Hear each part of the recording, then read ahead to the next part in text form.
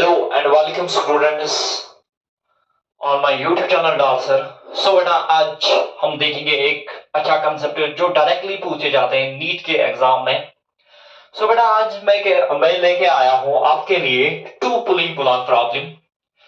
अगर मेरे पास एक पुली है वर्टिकल डायरेक्शन में, उस पुली के ऊपर दो मासेस हैंगिंग है, तो हमें एक्सेलरेशन और टेंशन निकालना होगा उस सिस्टम का। तो हम कैसे निकाल सकते हैं? मान लो मेरे पास एक पुली है,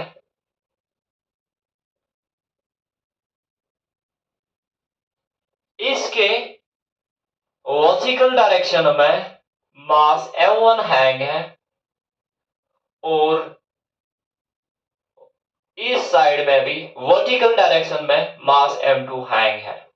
तो बेटा जब मास कांटेक्ट होगा किसके, स्ट्रिंग से, तो प्रोड्यूस होगा यहां पे टेंशन।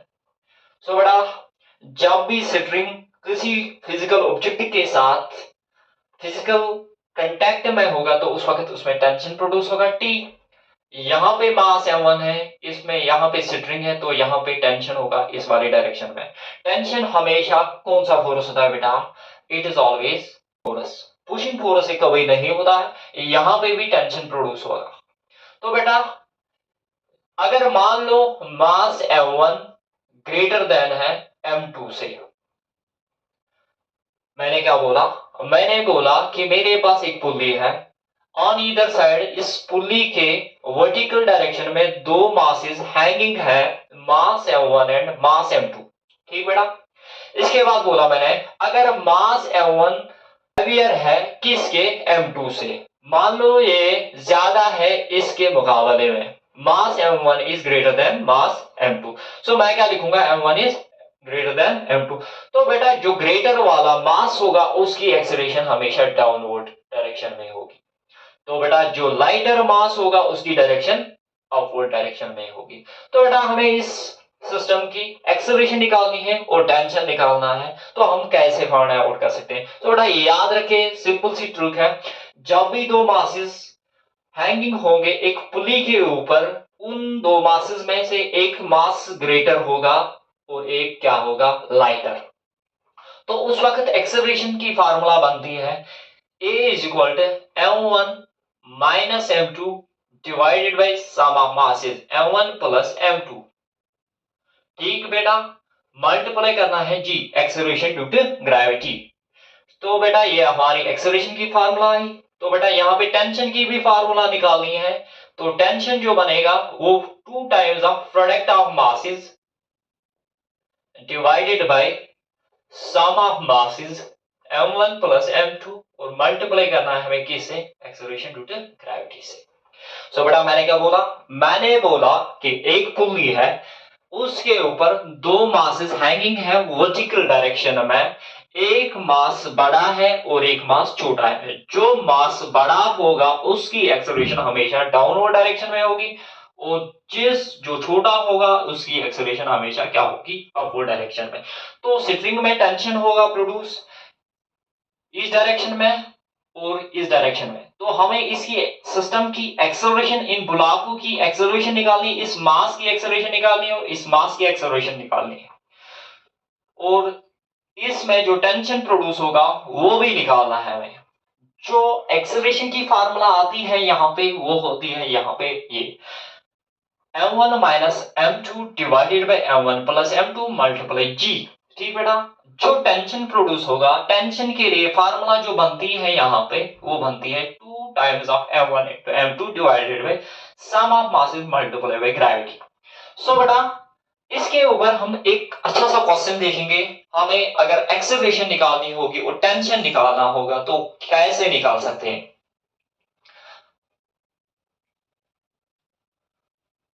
मान लो मेरे पास एक पुली है,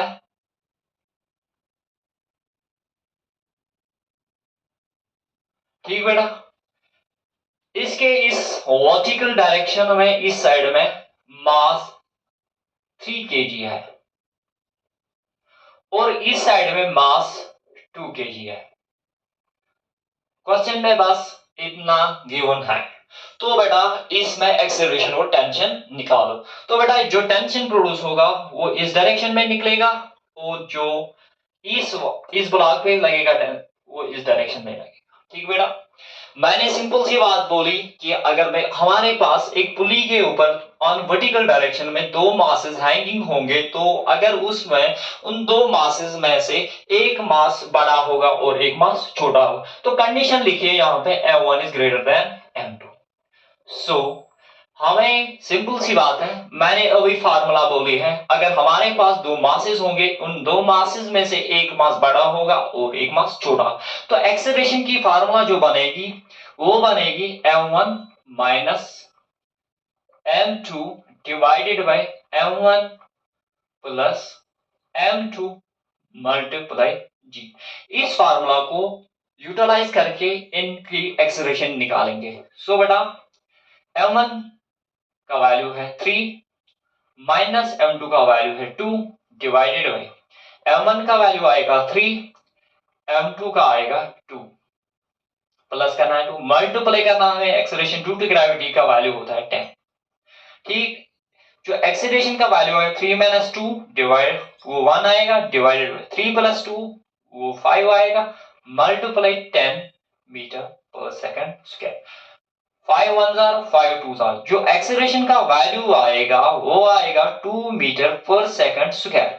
तो बेटा ये इसकी एक्सेलरेशन जो हेवियर मास होगा उसकी एक्सेलरेशन डाउनवर्ड होगी, तो ये एक्सेलरेट करेगा किस स्पीड से, 2 मीटर पर सेकंड। जो इस ब्लॉक की एक्सेलरेशन होगी वो 2 मीटर पर सेकंड स्क्वायर होगी, और ये जो ब्लॉक है ये ऊपर की डायरेक्शन में जाएगा, इसकी भी एक्सेलरेशन कितनी होगी, ए 2 मीटर पर सेकंड स्क्वायर। तो बेटा ये एक्सेलरेशन आई। तो बेटा इसके बाद हम टेंशन निकालेंगे। टेंशन की जो फार्मूला ये है यहाँ पे वो है 2 times of product of masses m1 m2 multiplied by g divided by sum of masses. So बेटा यहाँ पे जो टेंशन का वैल्यू आएगा 2 टाइम्स ऑफ m1 का वैल्यू है 3 multiply by 2 divided by 3 plus 2 multiplied by 10। So जो टेंशन का वैल्यू आएगा यहाँ पे बेटा 3 two 6 6 two 12 12 divided by 5 multiplied by 10।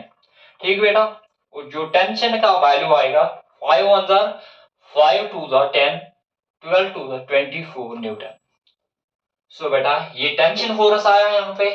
सो बेटा हमने इस पूरे कंसेप्ट को देखा है, एक्सेलरेशन कैसे निकाल सकते हैं अगर हमारे पास दो मासेस हैं वर्टिकल डायरेक्शन में, एक पुली के ऊपर, उन ब्लॉक्स में से एक मास हेवियर है और एक क्या लाइटर है, तो एक्सेलरेशन की फार्मूला ये बनती है और टेंशन की फार्मूला ये बनती है। सो बेटा यहाँ पे याद रखें, डायरेक्टली क्वेश्चन पूछते हैं नीट में इसके ऊपर। सो बेटा I hope you understand all things from this concept.